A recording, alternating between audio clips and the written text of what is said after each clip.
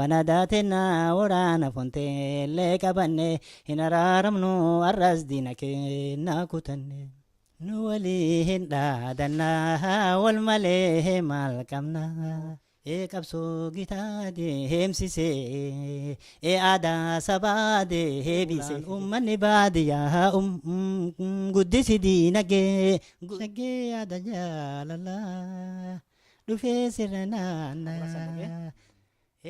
أني لمي هنكبا أنا هنكبا غرو غرا هنكبو غرا بوليس هنكبو abdii irra kaayate kana meediyaa ugaa kan mooraa diinaa cabsee gurmuu diinaa facaase ammallee haa jiraatu OM babal'ate ammallee haa jiraatu OM babal'ate injifannoon ta'ummata Yeshii Raggaasaa warra wajjin turre jechuudha.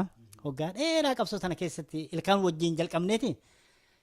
Ani garuu hin cabsine yoo isin cabsite ani hin beeku wal arginu ilkaan wajjin cabsine jechuu hin dandeenya jechuudha beeka. Yaadee darboota biyyaa ta'oliin guddanne hiriyootan tiyyaa yaadee darboota biyyaa. Bilisummaa tiyyaa bilisummaa yookaan jeela buukiyaa Oromiyaa bantuu biyya abbaa kennaa eegaduuna malee hin kenninu dinaa eegaduuna malee hin kenninu dinaa. In Canada.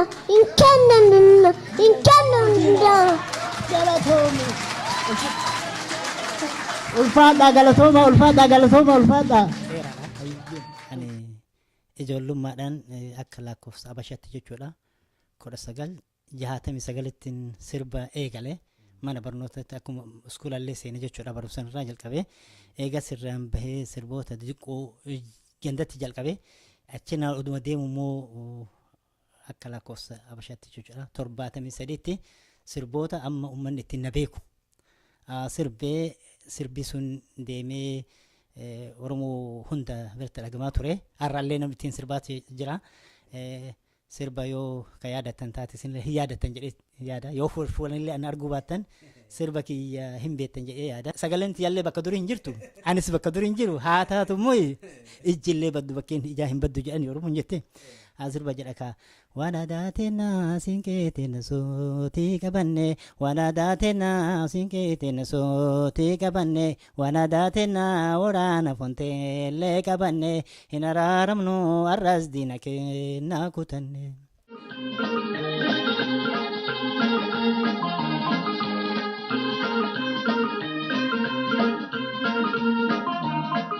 Wanadaateena sinkeeteena sootii qabanne wanadaateena waraana fonteellee qabanne hin araaramnu arras diina kennaa kutanne.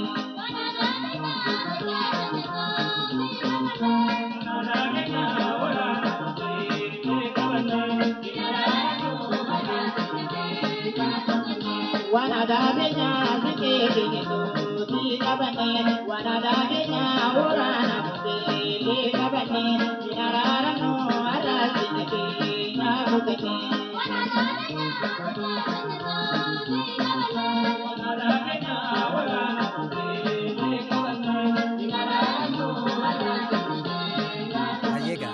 Dargin ijoollummaan kan erga biratti amsanni faa nu barsiisanii masartii barsiisan nu barsiisanii yeroo san keessatti sagaleen hin argaa ijoolleen barattoonni kunniin faa hin sirbanii kan jedhan kan argaa hawwiin kee itti uumamee jechuudha achumarraa kaanee oduma kanaan jirru hawwisoon kun dhufte gaafa hawwisoon kun dhuftu wanni biraa tokkollee ka jedhamu hin jiru bilisummaa ka jedhu jira ummanni wal keessa fiigaa hin iyyaa hundinuu mukaa dhagaan bilisummaa jedha bilisummaa ka jiru maal akka ta'e hin beeku garuu achi yeroo san irraa eegalee jechuudha bilisummaa jechuun biyya Oromoon akka biyya hin qabneef akka Oromoon argitee bilisummaa duraan hin qabne bilisummaa akka Oromoon feetu barbaaddu natti mul'ate eegas hawwisoon kun nu biraa deeme eega deemeen booda anillee hawwii kanaan ka'eeti sirba takka jalqabe manuma barnootatti jalqabe unneen gaaf sanirra eegalte guyyama takkaallee hin guduunfamne bilisummaa malee wanni biraa sammuu kiyya keessa hin jirtu yaadullee taa'ullee ka'ullee bakka geetti waa bilisummaa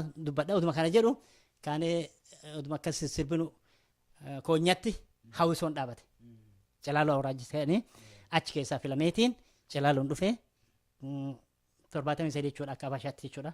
Gaaf kana dhufee amma sirba isin reef jedhe kan waan aadaa ta'e kana sirbe.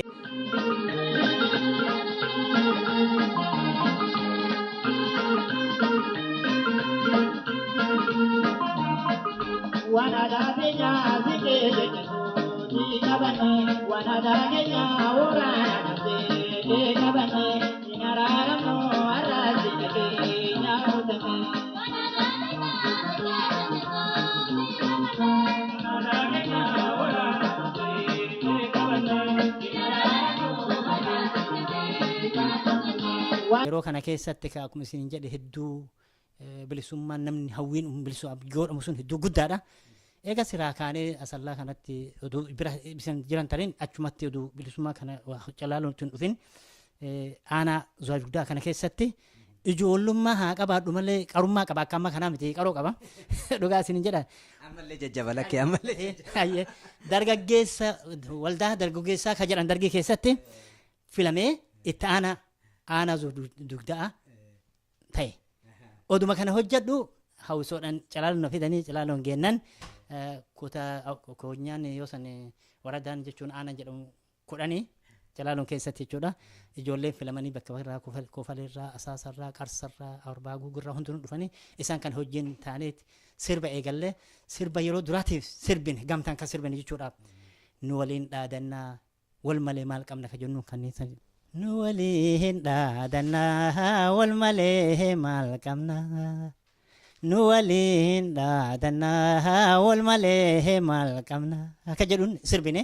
Eegasiin booda immoo muree diinolee muriine muree diinolee mummuree ka jedhu yeroo san keessatti sirboonni aadaa hedduu mi'aayaa kan namni duraan argitee baadiyyaatti haa jedhu malee ol bahee magaalatti hin dhagamintiin uumame. Waan kanarraa kaaneetumaan hawwisoo kana yeroo dheeraa hojjennee hawwisoo kana keessatti bakkeen nun deemin hin jiru yeroo yaadatamuu jijjigaa mallisoo maqaaqamee jedhan sanneen san keessatti achi turre. Eegasiin booda gaafa Asmaratti illee Qayyi Kokkobii Wallagabbii Habashaan jettu san isaan achi turre. Bakka kana keessatti bakkeen ani hin deemin hin jiru jechuudha. Sirboonni ani sirbe dhugaa rabbiitti anuu wallaalee jira. Dargima san keessatti sirboonni ani sirbe yoo dhibbaa ol taate malee achi gadi hin taatu. Garuu sanneen keessaa 3-4 yaadachuun hin mala. Akkuma isin jedha waan aadaa ta'e hin jira.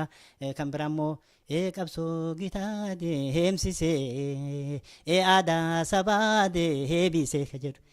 Qabsoo gitaa deemsisee aadaa sabaa deebisee tirriidha kun. Kan biraa immoo gammadii ka aadaa tantee argitee gammadii ka aadaa tantee argitee. Aboo ani yaada dagadhee jira dhugaa rabbii isin jedha beeka. Kan Yashii Raggaasaaf barreesse. Achiin booda immoo sirboota amma isin jedhe ka hiriyyaan teenna Yashii Raggaasaa warra wajjin turre jechuudha. Waggaa dheeraa qabsoo sana keessatti ilkaan wajjin jalqabneeti. Ani garuu hin cabsine yoo isin cabsite ani hin beeku wal arginu ilkaan wajjin cabsine jechuu hin dandeenya jechuudha beeka. Akkasii isin dhugumattuu sabboontuudha sagalee bareeda qabdi aadaa bareeda qabdi.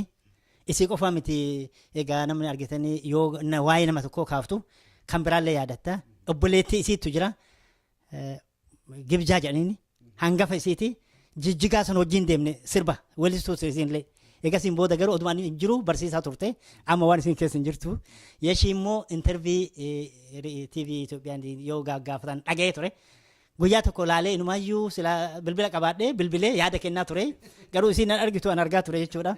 Hedduu sabboontuudha dhugaadha. Sirboota isiidhaaf yoo kenne isin illee hin beekti. Sirba amma isin ittiin beekamtu.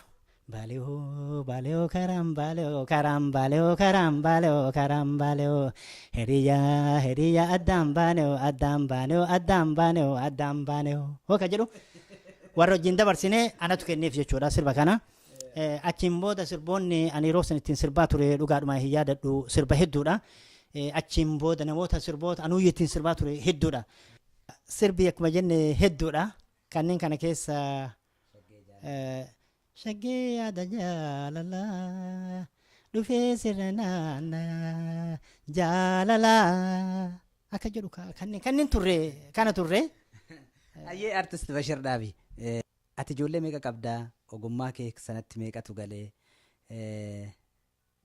Isa maaliif ati kan sirraa dhaalmaa fudhate bashannanaan arginee waltajjii tokko irratti arginee gaaffiif deebii waliin taasifneerra. Mee warri kaanis kan dhaalan hoo jiraate itti nu ida'iti achirraa waan gaasi gaafannoo jiraate ittiin fufna. Bareeda ani sila sirba inuma jaaladhe ittiin guddadhe amma immoo sirba ofii sirbuu irratti osoo hin taane ijoolleen tiyya akka itti sirban sirbi immoo ani isaaniif dabarsuu barbaadu sirba jaalalaa qofa osoo hin taane seenaa ka keessaa of qabu aadaa dhugaasan akka uummanni aadaa isaa hin ganne akka seenaa uummatni immoo seenaa isaa jabeeffatu kanaafin ijoollee tiyyatti yeroo baay'ee hin hima akkuma jettan mucaan kiyya guddaan bashannanaan yeroo baay'ee wajjin turre akkuma isin jedhu garuu yeroo wal arginu irratti sirboota kiyya in shaakalaa hin dhageeffata yeroo xiqqoo sanniin faa keessatti nu godha eegasiin booda immoo haga walitti dhufnee inni illee biyya kana dhufe akka gaariitti waan kaaseta 1996 yeroo tokko karaa bakka biraatti irraa dhufe kaaseta sani seenaa qabaa jechuudha bakka biraatti walaloo of yaadaloo hunda uumadhee baatii sadiif hayyama argadhee Finfinnee dhaqee kaaseta san baasee bakka biraatti deebi'ee kaaseta san immoo isaan bakka hunda bira ga'ee jira jechuudha bashannanaan faallee bakkuma jiranitti kaaseta san argatanii kaaseta san irraa hamilee kaleessa qabu caala hamilee argitee aadaa tana jabeeffachuudhaaf sirba kanatti deemuudhaaf bahee eegaas dhufeen booda immoo akkasumatti itti fufee sirboota kiyyarraa eegalee sirboota nama adda addaallee sirbaa ture. Kalee dirama addallee nyaachuun keessan nagama alaallee adii kalee dirama addallee maalee keessan nagama.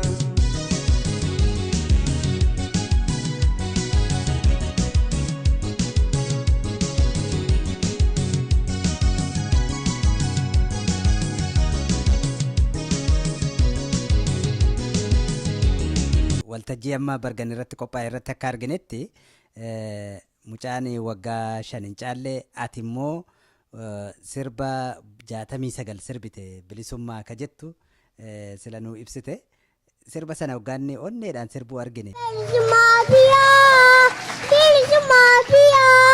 Bilisummaa yookaan du'eele muukiyaa Oromoo saba koo nagee falmatu bilisummaa tatii akka wal gaba'u bilisummaa tatii akka wal gaba'u bilisummaa tiyaa bilisummaa yookaan du'eele muukiyaa Oromiyaa bantuu biyya abbaa kennaa eegaduuna malee hin kenninu dinaa eegaduuna malee hin kenninu dinaa hin kenninu Galatooma. Ulfaadhaa.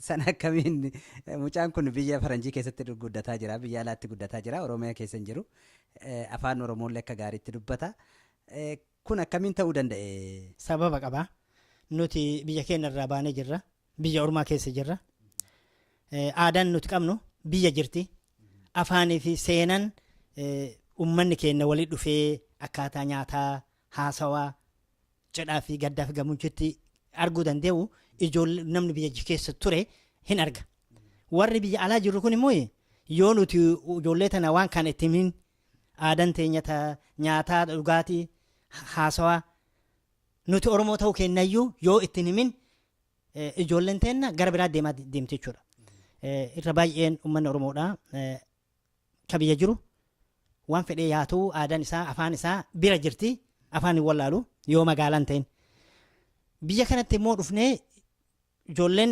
wajjin jiraattu alagoota afaan adda addaa dubbatan mana barnootaa yoo dhaqan afaan biyya isaan keessa jiran santu baratan.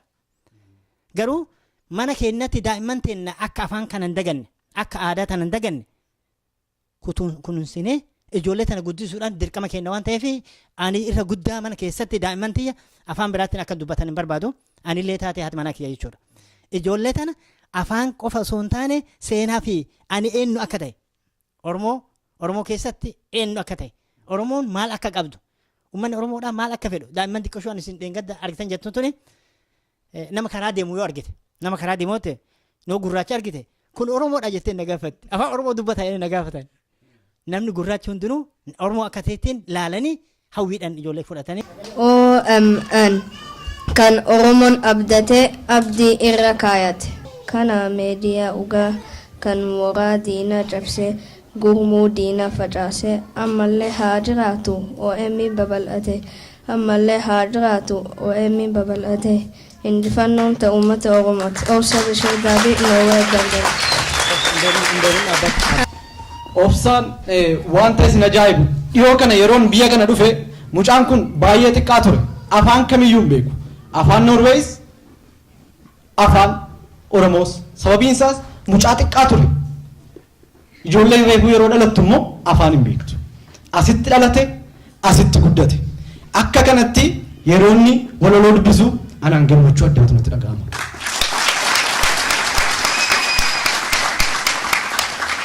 Boonsati abdii saba Oromooti abdii keenya gara fuulduraati akkuma kanaan itti fufi baay'ee si jaallanna baay'ee galatoomi.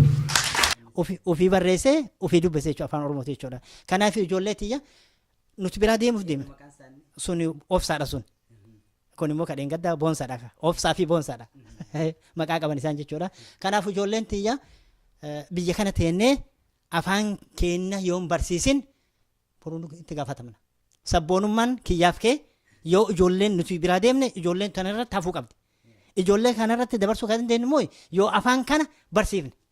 Yoo afaan kana hin barsiisin biyya asii kanii biyya sana dhaqanii akka ofii abaabayyuutu jira achoo dhaqan afaan biraatiin warra afaan walii hiiku. Sinaa baloodha wajjin dubbachuun ulfaattuudha. Kanaaf ana qofaa miti namoonni na fakkaatan hundinuu ijoollee afaan Oromootiin barsiifachuun barbaachisaadha. Kanaaf ijoollee tiyya afaan Oromoo barsiisuu qofa osoo bira taree aadallee akka sirballee bilisummaa maal akkasii taate bilisummaa hin beekan ijoolleen tun bilisummaa maal bilisummaa jechuun maal akka ta'e hin beekan ijoollee matti qorsi jettan oduu gaafatanii isin himti hiikasi. Kanaaf ijoollee tana kanaan guddisaa jira. Sirba qofa osoo hin taane sirbaan fakkeessee akka isaan sabummaa isaanii eenyummaa isaanii bilisummaa isaanii biyya isaanii aadaa fi safuu Oromoon kaleessa qabdu akka hin dagannee fi kana keessa deemee itti maa. Maqaan kee eenyu? Boonsaa. Boonsaa eenyuuti? Bashir.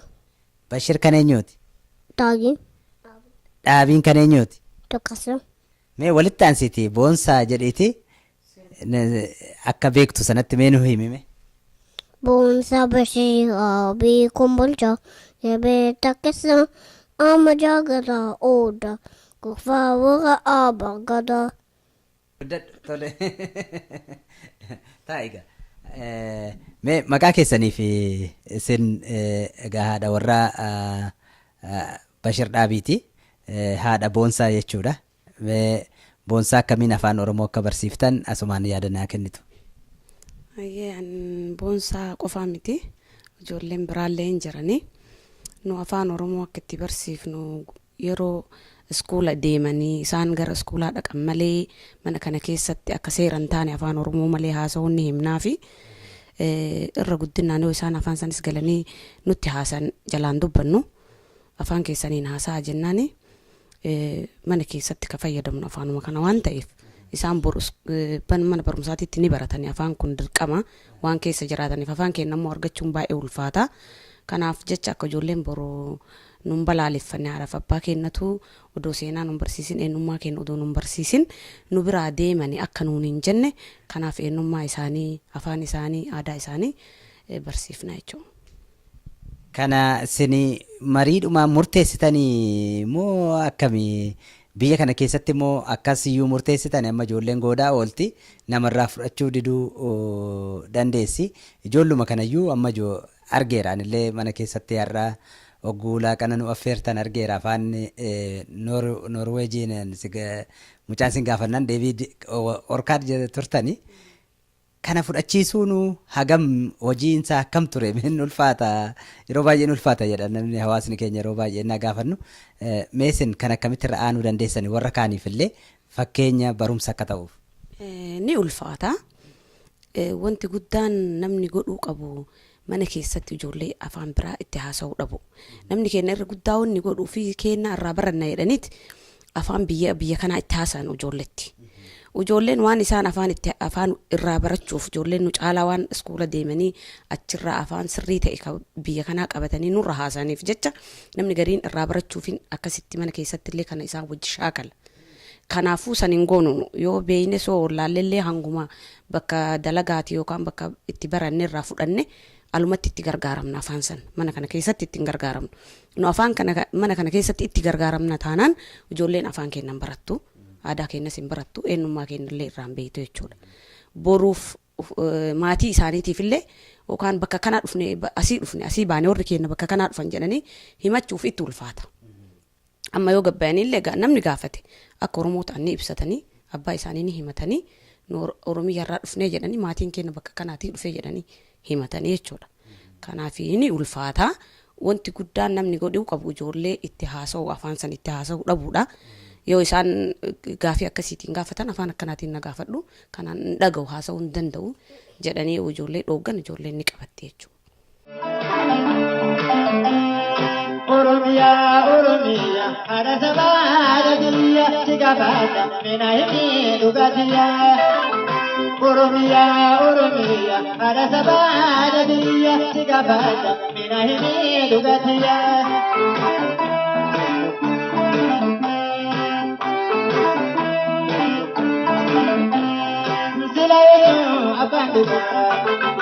Ini dukan alebe itu nigafana Oromia no haitu apagata apabu apadula isakale nigafana hanumi dugavase sudamale Oromia ada sabara dia nigafana minahi dugatiya Oromia ada sabara dia nigafana minahi dugatiya. Inuma sirbe malee wanuyyuu waraabadhe akkuma yaadannoo ofii jecha amma asitti beekta yaadannoo jettee mana keessattuu waraabdeeti waa kaatta. In kaane dhugaa isin jedha. Walaloo ani barreessu hedduu cimoodha. Uffaarsuu miti. Dhugamatti isin jedha. Fakkeenyaaf kiyya ofiif qofa osoo hin taane namoota filla akkuma isin jedhe kennaa ture. Amma daalee loon gadabe. Amma barruun ittiin sirbu jechuudha. Ana kenneefi. Walaloo isaa nu himuu dandeessaa waan qabiyye. Loon gadabe maarree daa'eenaa dhaqqabee kan jedhu kanneenillee na kennee nama hedduu fi kennee fakkeenyaaf tuujifaafillee namoota gurgujjeefillee namoota Gurgujjeef sirba akkamii kennitan? Eduroo leemmanii eeshuloo elmanii kan jedhu kanneen sirbaa turre kana jedha kenneefi jechuudha. Ammallee sirba tirriidha.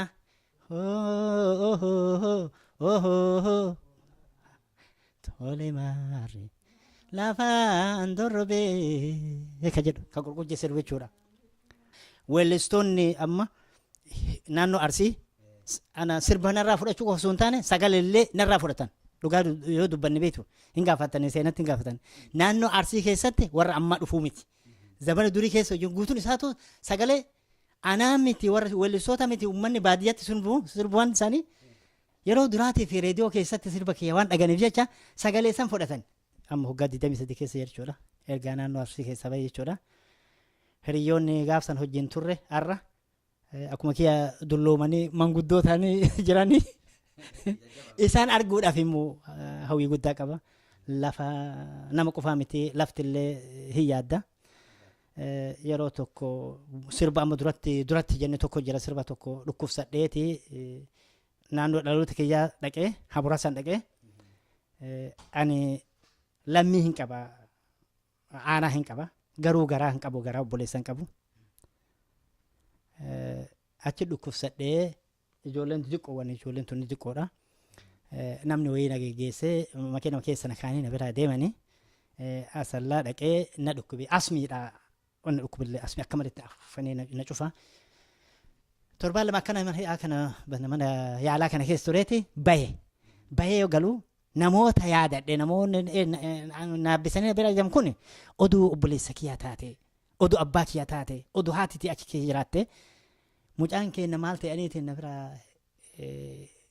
yaadanii garuu achuma yaabbisanii na bira deemanii yaadee hin teenne galee waa barreesse sirba tokko sirba kan amma gabiitu ittiin sirbe jechuudha wanuman duratti jennuufillee kana keessa anuma yaadananii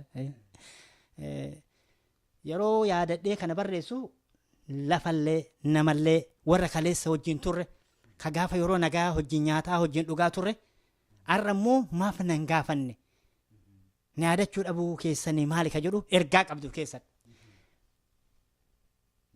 namoonni ani dhugamni isin jedha sirfanii keessa jedha wanni inni onnoon is ilaalchisa ka yeroo nagaa goshoon kiyya guute rakkoon na mudannaan dhabee achi buutee kajuu jira achi keessatti jechuudha yeroo nagaa goshoon kiyya guute yeroo nagaa hojiin ka nyaannu ka hojiin dhuddu ka hojiin bakka bashannana deemtu ka yeroo nagaa goshoon kiyya guute rakkoon na mudannaan immoo dhabee achi buutee dhufanii nan gaafannee tokkollee sirba kana gabiin fudhatee amma ittiin sirbee jira jechuudha. Yaade darboota biyyaa tawaliin guddannee hiriyootan tiyyaa yaade darboota biyyaa yaade darboota biyyaa akka jedhu.